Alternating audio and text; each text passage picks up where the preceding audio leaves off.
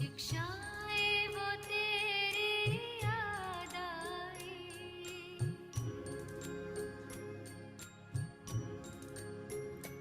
वो प्यार तुम्हारा याद आया।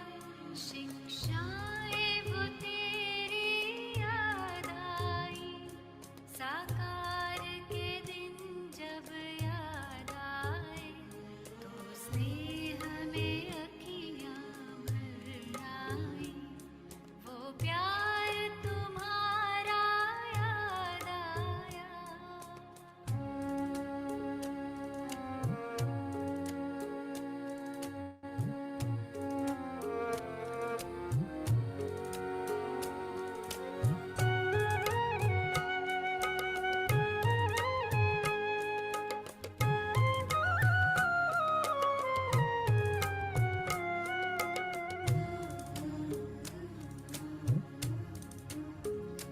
आंगन में दिखे दृष्टि देते, जब मुरली तुम्हारी गूंज उठी।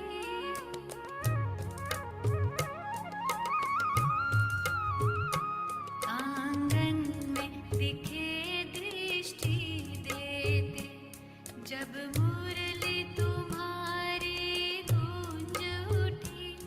जब सभा में कोई चिड़िया चहकी, जब सभा में कोई चिड़िया चहकी, तो स्नेह में अखियाँ भर आई।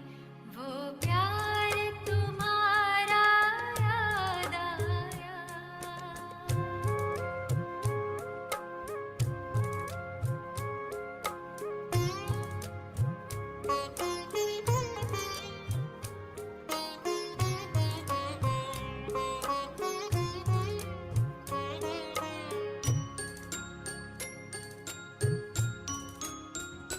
बच्चों की टोली कहने लगी, जब कमरे से होकर आई।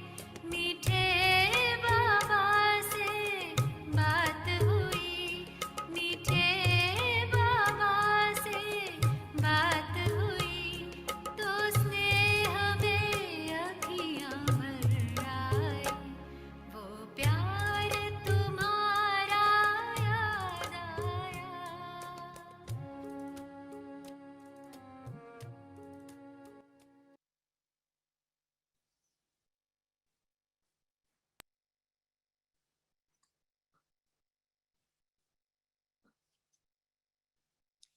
ओम शांति।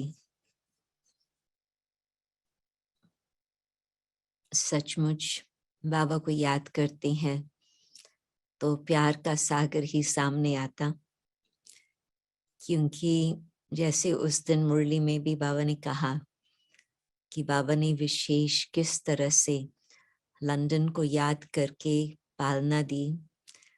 तो ये है 1957 की बात, जब माताजी और मैं और बाबा के साथ मिले। तो बाबा ने तुरंत ही कहा, हाँ बच्ची, तुम विदेश जाओ, तुम वहां भी जाकर के सेवा जरूर करेंगी।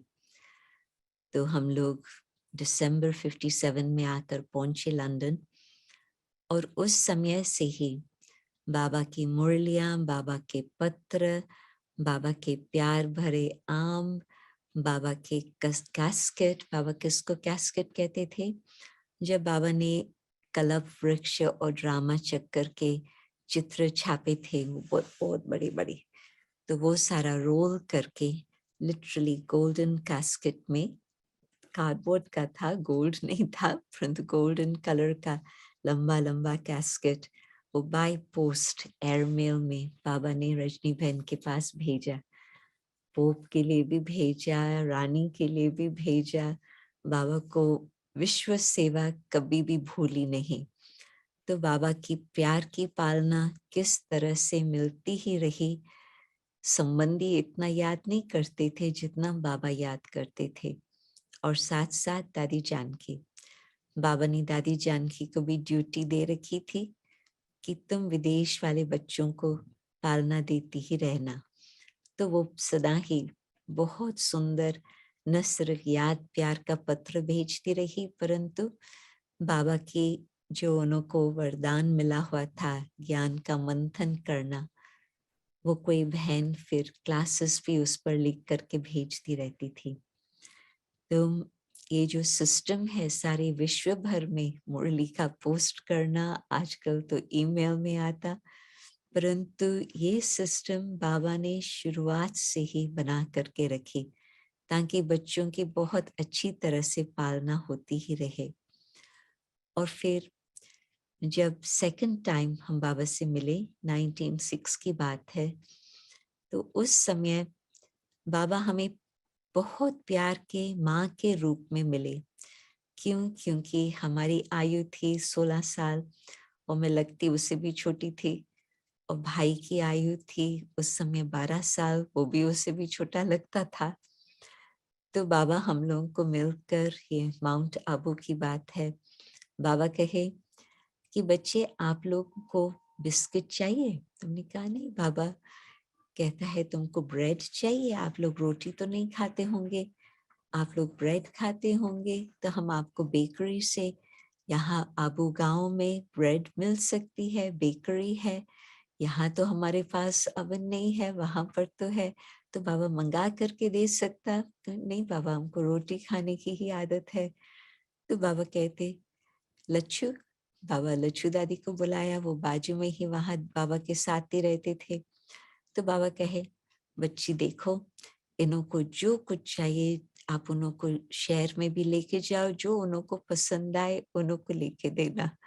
तो बाबा तो इतना प्यार से आत्मा को तुरंत ही भरपूर कर देते, तो और बाकी क्या चाहिए। तो कुछ संकल्प ही नहीं था कि हम गांव में जा करके कुछ दुकान भी देखे, वो तो कुछ मतलब ही नहीं था। परंतु बाबा जैसे माँ का रूप धारण करके इस तरह से पालना दी। क्यों? क्योंकि 1965 में मम्मा ने शरीर का त्याग किया था, तो बाबा का उसी समय ही डबल पार्ट शुरू हो गया। क्योंकि पहले तो साकार बाबा बाप के रूप में चलते, माता को बाबा ने यज्ञ का फिक्स किया हुआ था, जगदम्बा सरस्वती को, परंतु मम्मा के जाने के बाद बाबा का ये माता पिता का डबल रूप, बड़ी माँ का शुरू हो गया पार्ट। तो बाबा वो पार्ट भी बहुत बहुत प्यार से चलाते बजाते थे। तो इस तरह की जो पालना बाबा देते थे। और फिर बाबा त्रिकालदर्शी, भाई मेरा ज्ञान को नहीं मानता, ज्ञान समझ में नहीं आता, परंतु आज तक भी बाबा की किस तरह से कहता है, बाबा की एक्स रे दृष्टि थी।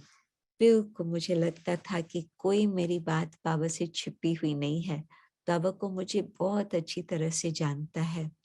तो बाबा की दृष्टि त्रिकालदर्शी दृष्टि, बिल्कुल आत्मा के आदि मध्य अंत को जानने वाला बाबा, भविष्य जानने वाला बाबा, सचमुच ही तकदीर बनाने वाला। एक छोटी सी कहानी याद आती कि बाबा ने दीदी मन मोहिनी को मैनेजर यज्ञ का रक्षक करके रखा था।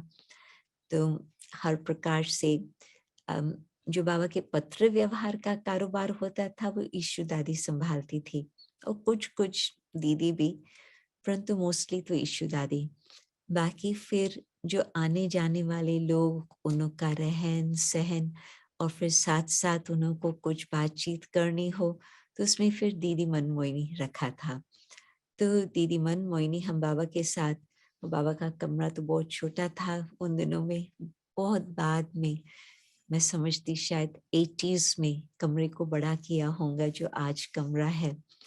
तो बाबा हम लोगों के साथ उस छोटे से कमरे में बैठे थे, बाबा गद्दी पर और हम 3-4 लोग बाबा के सामने। तो दीदी अंदर आए और दीदी ने कहा, बाबा एक बहुत बूढ़ा सा लगता है कि किसान है, तो वो कुछ आपको देने चाहता है, बाबा मैं उसको बुलाऊं? तो बाबा ने कहा बच्ची बुलाओ। तो एक बूढ़ा सा किसान अंदर आता है और लाल रुमाल था और इस प्रकार से छोटा सा उसको बांधा हुआ था। तो उस छोटे से रुमाल में बाबा ने उसको देखा, दृष्टि दी और बाबा ने फिर कहा, बच्चे दिखाओ क्या दे रहे हो, क्योंकि वो बाबा को दे रहा था। तो उसने वो रुमाल खोल के दिखाया, उसमें था चावल और दाल। बिल्कुल आप सोचो कि कितनी सुंदर सीन होंगी, सुदामा कृष्ण को क्या दे रहा है। दिल को बाबा ने उस समय ही बड़े प्यार से हाथ में उठाया और दीदी को कहा कि आज ही तुम दोपहर में इसका खिचड़ी बनवाकर बाबा को भोग लगाना, बाबा आज ही इसको स्वीकार करेंगे। आप सोचो ये बूढ़ा किसान कितना खुश, कितना खुश। ये था बाबा का प्यार। और फिर वो बाहर गया तो बाबा ने क्या कहा, बाबा ने कहा कि बाबा भाग्य बताता है ना, किसी का भी भाग्य बाबा बना सकता। तो ये था हमारा बाबा। परंतु आज भी यदि हम बाबा को सच्चे दिल से इस प्रकार से याद करके बाबा को ऑफर करते हैं, ऐसे नहीं कि सिर्फ साकार में बाबा भाग्य विधाता था, आज भी सच्चे दिल से आप बाबा को कुछ भी ऑफर करो, बाबा इतना ही आपका भाग्य बना सकता। बाबा का पाठ आज तक भी चालू है। हाँ, आपको हम कहानियां बताते हैं, क्योंकि साकार मुरली में कई बातें आते हैं जिसका बैकग्राउंड भी होता है। तो जो बाबा सुदामा की कहानी बताते हैं, बस एक चपटी दाल का चावल का देने से बिल्कुल 21 जन्मों का वर्षा प्राप्त हो जाता। तो ये सही बात है, बिल्कुल सही बात है। तो ये देखी हुई बात है। तो कदम कदम पर बाबा से बहुत कुछ सीखने को मिलता था। एक बारी एक माता आई हुई थी पूना से, हम पूना में थे ग्रैंडमदर के पास, उस समय हम हॉलिडेज करने आते थे। तो माता वहां पर जिन्होंने मधुबन देखा है, मैं समझती बहुत करके सभी ने देखा होगा मधुबन। तो वहां जो थला है पांडव भवन में, जहाँ दादी प्रकाश मणि का कमरा, फिर बगीचा, फिर वो थला बना हुआ है, तो हम सब वहां ही बैठते थे कुछ न कुछ आपस में रूढ़िहान करने के लिए या कोई भी बात। तो एक माता बैठी हुई थी, तो मुझे तो उसका इतना परिचय नहीं था, परंतु बाबा कमरे से आता है और उस माता को देखता, और माता भंडारे की तरफ देख रही थी। और जहाँ आजकल सारा बिस्तरे और मैट्रेसेस आदाद सारा गोदाम बना हुआ है एक कमरे का, वहाँ वो किचन था, बहुत छोटा सा किचन, परंतु वहाँ ही किचन था। तो उस समय तो ज्यादा लोग थे भी नहीं मधुबन में, मैक्सिमम 100-150 आते थे, तो समझते थे कि बहुत सारा, बहुत बड़ी पार्टी आ गई है। तो बाबा कमरे से निकल रहा था, माता भंडारे की तरफ देख रही है और बहुत शांति, बहुत गंभीर स्थिति में बैठी है। तो बाबा सामने से आकर कहता है, बच्ची, उसको नजदीक बुला करके फिर बाबा कहते, बच्ची तुमको कोई सेवा करनी है? तो उसका चेहरा ही खुश हो जाता, ऐसे ऐसे करने लगती। तो बाबा हाथ पकड़ के खुद ही भंडारे की तरफ ले जाता और भोली दादी को कहता, भोली इसको कुछ सेवा दो, ये सेवा करनी चाहती है। तो उसने तो बड़ा प्यार से उसको स्वागत करके फिर उसको कोई सेवा में लगाया। भंडारे में तो सदा कुछ सेवा होती ही है, परंतु उसकी कहानी पीछे से क्या थी जो बाद में मुझे पता चला, उस समय तो मैंने सोचा बाबा तो ऐसे ही हर माता को प्यार में कोई न कोई सेवा देते भाग्य बनाने के लिए। तो बाद में मुझे पता चला कि माता मुसलमान थी और उसका पति और वो दोनों मधुबन में आए थे फर्स्ट टाइम। और पूना के थोड़ा और आगे एक गांव आता है नारायण गांव, तो दादी ने वहां पर सेवाएं की थी। तो दादी ने ही उसको निमंत्रण दिया था, दादी जानकी, उसको मधुबन आने के लिए। तो वो वहां आकर पहुंची थी। तो उसको मन में ये था कि यहाँ मुझे भंडारे में तो बिल्कुल स्वीकार नहीं करेंगे। आप जानते हैं अपने भारत की रीत रस्म को। तो उसका मन बहुत था कि मैं कुछ भंडारे में सेवा करूं, और सेवा तो मैं नहीं जानती हूँ। तो उसका जो सीरियस रूप था, इस चिंतन में बैठी थी, अब मैं कैसे कहूँ कि मुझे भंडारे की सेवा करनी है। तो बाबा त्रिकालदर्शी, जाने जाननहार, रियलिटी में थे। तो बाबा ने उसके संकल्प को जान करके फिर खुद ही परिचय कराकर, फिर तो नेचुरली सब स्वीकार करेंगे। नहीं तो हो सकता था उसका बैकग्राउंड के कारण कोई हाँ कहे, कोई थोड़ा कुछ और भी ना भी कह सके। तो बाबा ने खुद उसका परिचय करा करके उसको किस तरह से सभी के सामने रखा, और सभी ने, बाबा ले आए हैं तो ऑफ कोर्स सभी प्यार से स्वीकार करेंगे। तो बाबा का कदम कदम पर हर एक का भाग्य बनाने की जो विधि थी, जिस तरह से बाबा हर आत्मा की ऊंच तकदीर बनाने के लिए, कल्याण करने के लिए सोचते थे, ये भी एक कमाल की बात थी। और फिर ये था 66 की बात। फिर 67 में भी आए, और 67 में उस समय भी बाबा ने बड़े प्यार से मुझे निमंत्रण दिया, कि कहा कि तुम दादी जानकी के पास जाकर रहेंगी पूना में। तो पूना का सेंटर तो इतना छोटा था, जो 2 बहनें उस समय रहते थे, बाकी तो तीसरे की तो जगह भी नहीं थी। परंतु बाबा मेरी टेस्ट भी कर रहा था। तो मैं बाबा को कुछ नहीं बोल सकी, हाँ ना कुछ नहीं। बाबा को ना तो कभी कोई बोल ही नहीं सकता था, परंतु दिल से कोई हाँ भी नहीं निकल रही थी। तो फिर बाबा ने दादी को बताया कि तुम बच्ची से बात करो। तो बाद में दादी मेरे से पूछती है, बाबा को तो आपका बहुत ऊंचा तक तीर्थ देखने में आ रहा, आप चलेंगे, सेंटर पर रहेंगे? तो मैंने कहा, दादी अभी तो मुझे यूनिवर्सिटी में जाना है, अभी तो मुझे बहुत पढ़ाई पढ़नी है। तो दादी भी मुस्कुरा के कहती है, कोई हर्जा नहीं, वो समय भी आएगा। तो मुझे वो भी तो इशारा समझ में नहीं आया, कि कोई समय आएगा जो मैं खुद ही कहेंगी कि हाँ मैं दादी के पास जा करके रहूं। एक और कहानी सुनाती हूँ भाग्य बनाने की। 1968 में जून मास में हम दादी के साथ फिर दोबारा आए, और उस समय तो ये मन में नक्की किया था कि हाँ मुझे अब समर्पण होना है, और जो बाबा ने इतना वरदान दिए हैं वो प्रैक्टिकल में मुझे अनुभव करनी है। तो दादी के साथ हम आबू आए थे। दादी उस समय भी एक बहुत छोटे से स्थान पर रहती थी, गुरु नानक नगर, बिल्कुल बहुत छोटा सा स्थान, जो फ्रैंकफर्ट का क्लासरूम है। सभी ने फ्रैंकफर्ट का क्लासरूम शायद देखा होगा। फ्रैंकफर्ट के क्लासरूम को आप आधा करो, सारा फ्लैट उसमें आ जाता। उसमें किचन, उसमें एक बेडरूम, छोटा सा बालकनी, और छोटा सा वहाँ का स्थान क्लासरूम का। बस इतना था दादी का स्थान वहां पर। तो उस समय फिर दादी ने बाबा को कहा, बाबा हमने बहुत मकान ढूंढे हैं, कोई स्थान नहीं मिलता है।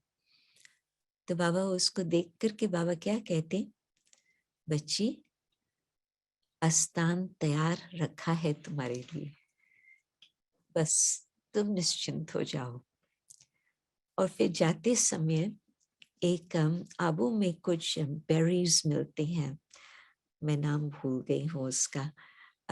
तो वैसे वो बेरीज का जैम बनाते हैं इंडिया में।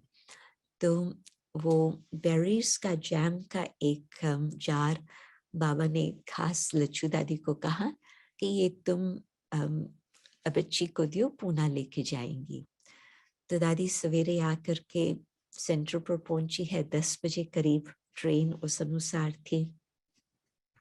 तो दादी के पास एक भाई आता, लगता था ड्राइवर है। तो वो एक चिट्ठी लेके आता है और उस चिट्ठी में लिखा हुआ है कि कुछ समय से मैं नहीं आई हूँ सेंटर पर, परंतु अभी मैंने आपके बाजू में ही बिल्कुल उसने नाम स्थान का बताया, शंकर क्षेत्र रोड पर। मैं बिल्कुल 5 मिनट के रास्ते पर एक मकान मैंने लिया है, तो मैं उसकी सफाइयां करा रही हूँ। दादी आप मुझे नाश्ता भेजेंगे? मैं सवेरे से यहाँ आई हुई हूँ और काम तो अभी तक बहुत है। तो दादी ने बड़े प्यार से कोकी बनाई। दादी की एक कला शायद आप सभी को नहीं मालूम होगा, परंतु सुदेश दीदी और हमने बहुत दादी का भोजन बनाया हुआ खाया है। तो वो वैसे तो हर रोज दोपहर को बनाती थी या शाम को भी कई बार बनाती थी, क्योंकि हम 3 ही रहते थे टेनिसन रोड के दिनों में, दादी, दीदी और मैं। तो हम लोगों ने तो बहुत टेस्ट किया है दादी का, बिल्कुल परफेक्ट मिठाइयाँ, अनेक प्रकार की मिठाइयाँ और साथ साथ भोजन बहुत टेस्टी। तो दादी ने एक कोकी बनाई, जैसे आप मधुबन में मीठी कोकी खाते हैं ना, वो नमकीन कोकी भी बनती है। 2-4 छोटी कोकियां बना करके, पापड़ बना करके और साथ साथ उसमें ये जो मुरबा है, जैम है घर का बना हुआ, वो जैम एक टिफिन में उसके हाथ से उस माता को भेजा। वो माता कौन थी? वो थी जो सुंदरी बहन दादी के पास रहती थी, उसकी माँ। दादी तो बहुत जानती थी, वो माता भी आती थी, फिर बीच में थोड़ा ढीली पड़ गई थी, तो माता को वो भेजा। शाम को उस माता ने खुद आकर के दादी को चाबी दी उस मकान की, कि मैंने बेटी को डाउरी नहीं दी है, ये बेटी की डाउरी है बाबा के लिए। बाबा की टचिंग, और बाबा कहे बच्ची तुम जाओ, तैयार रखा है। आप सोचो बाबा का प्यार की कमाल। माता ने मकान खरीद किया हुआ था, किस भाव से क्या मालूम, परंतु उस मुर्बे ने ये जादू का काम किया। बाबा का याद और बाबा का प्यार।